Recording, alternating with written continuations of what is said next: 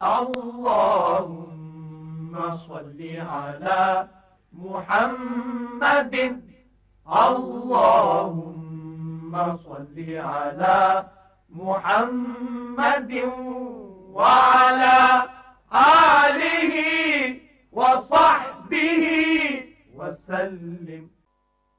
الحمد للہ رب العالمین والصلاة والسلام علی رسولہ الامین. اما بعد فاعوذ باللہ من الشیطان الرجیم. بسم اللہ الرحمن الرحیم.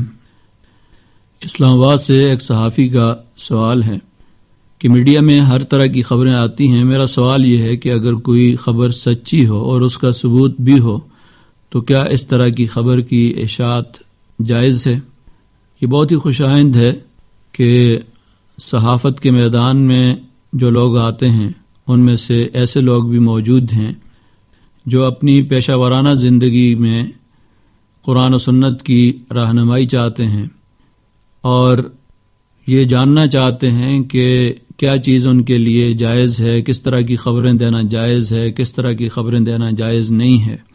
تو یہ دین کے ساتھ ایک محبت کا ثبوت ہے. اسلام نے ہر شعبہ زندگی کے بارے میں رہنمائی دی ہے. خبر کی اشاعت سے متعلق بھی ہمیں قرآن و سنت سے رہنمائی ملتی ہے. اس حوالے سے شریعت نے کچھ اصول، آداب اور شرائط مقرر کی ہیں. پہلا اصول یہ دیا کہ بلا تحقیق کوئی بھی خبر نہ دی جائے، یعنی بلا تحقیق خبر دینے سے قرآن مقدس میں منع کیا گیا اور فرمایا وَلَا تَقْفُ مَا لَيْسَ لَكَ بِهِ عِلْمٌ. یہ بات کہی گئی کہ جس چیز کا آپ کو علم نہ ہو اس چیز کے پیچھے نہ لگو، اس چیز کی ٹو میں نہ لگ جاؤ.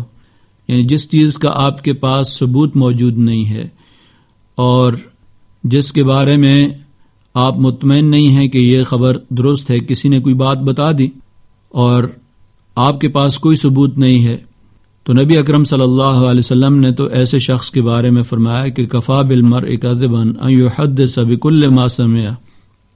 کسی آدمی کے جھوٹا ہونے کے لیے یہ بات کافی ہے کہ ہر سنی سنائی بات کو آگے دوسروں تک نقل کر دے. اس حدیث سے صحافت کے لیے پورا ایک ضابطہ یا اخلاق مرتب کیا جا سکتا ہے کہ ہر سنی سنائی بات کو بغیر تحقیق کے آگے نقل نہ کیا جائے. اور سورہ حجرات کے اندر بھی اللہ تبارک و تعالی نے ایسی خبر جو قابل اعتماد ذریعے سے نہ پہنچی ہو اس کی تحقیق کا حکم دیا ہے. یا ایھا الذین آمنوا ان جاءکم فاسق بنبأ فتبینوا، کہ اگر کوئی فاسق خبر لے کر آئے تو اس کی اچھے طریقے سے تحقیق کر لیا کرو، کیونکہ بعض اوقات کسی چیز کی تحقیق نہ کی جائے تو بلا تحقیق کوئی خبر نشر کر دی جاتی ہے یا کوئی قدم اٹھایا جاتا ہے تو بعد میں پتہ چلتا ہے کہ یہ معاملہ اس طرح نہیں ہے. اس سے دوسرے فرد کو یا تو بہت شدید نقصان ہوتا ہے یا جو اقدام کر لیا جائے تو اس سے بڑی شرمندگی ہوتی ہے. تو اس طرح کا طرز عمل جو ہے اس سے قرآن نے منع کیا ہے. بلکہ بلا تحقیق آگے خبریں اور افواہیں پھیلانا، جس طرح کے میڈیا کے اندر رینکنگ کے لیے یہ سب کچھ ہو رہا ہے، اس کو تو منافقین کا طرز عمل قرار دیا گیا ہے. وَإِذَا جَاءَهُمْ أَمْرٌ مِّنَ الْأَمْنِ أَوِ الْخَوْفِ أَذَاعُوا بِهِ، کہ جب کوئی امن کی خبر ان تک پہنچتی ہے یا خوف کی کوئی بات آتی ہے تو فوراً اس کو پھیلانا شروع کر دیتے ہیں. تو یہاں منافقین کی ان شرارتوں کا ذکر کیا گیا کہ وہ مدینہ منورہ میں اہل ایمان میں خوف و ہراس پھیلاتے رہتے تھے. تو یہ شیطانی طرز عمل ہے، منافقین کا طرز عمل ہے. اور یہ خبریں تو ظاہر ہے کہ ایک دو افراد تک پہنچتی تھی یا چند لوگوں تک، جبکہ آج کل خبر کی اشاعت میں تو زیادہ احتیاط کی ضرورت ہے کہ یہ لاکھوں کروڑوں انسانوں تک پہنچ جاتی ہے.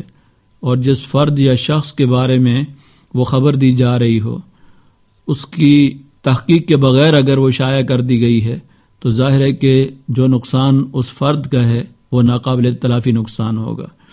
اب جہاں تک آپ کا سوال ہے کہ اگر کسی کے پاس ثبوت بھی موجود ہے اور وہ خبر سچی ہے تو کیا اس طرح کی خبر کی اشاعت جو ہے وہ جائز ہے؟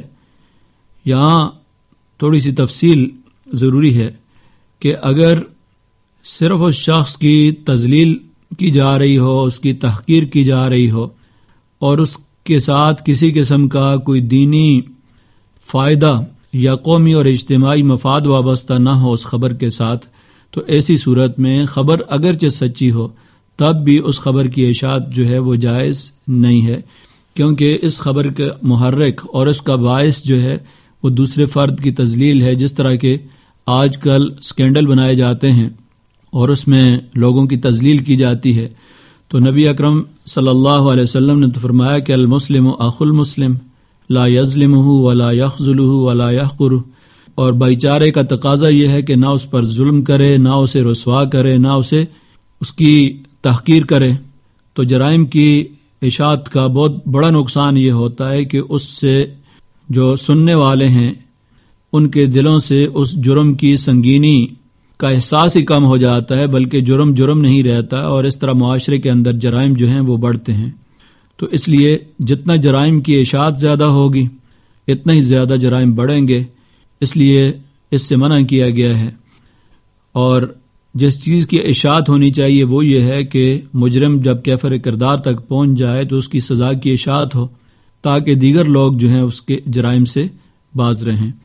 تو یہ پورا ایک ضابطہ اخلاق ہے کہ جو لوگ آج میڈیا پر کام کرتے ہیں، بالخصوص صحافت کے پیشے سے وابستہ جو لوگ ہیں، قرآن و حدیث کے اندر ان کے لیے پورا ایک ضابطہ اخلاق دیا گیا ہے۔ اگر اس کی پابندی کریں تو نہ تو معاشرے کے اندر لوگوں کی پگڑیاں اچھالنے کی نوبت آئے اور نہ اس طرح بدامنی اور انتشار معاشرے کے اندر ہو، بلکہ اس سے میڈیا جو ہے وہ معاشرے کے اندر قومی استحکام کے اندر ایک بنیادی کردار ادا کر سکتا ہے۔ دعا ہے کہ اللہ تبارک و تعالی ہمیں اپنی اپنی ذمہ داریاں قرآن و سنت کی روشنی میں ادا کرنے کی توفیق عطا فرمائے۔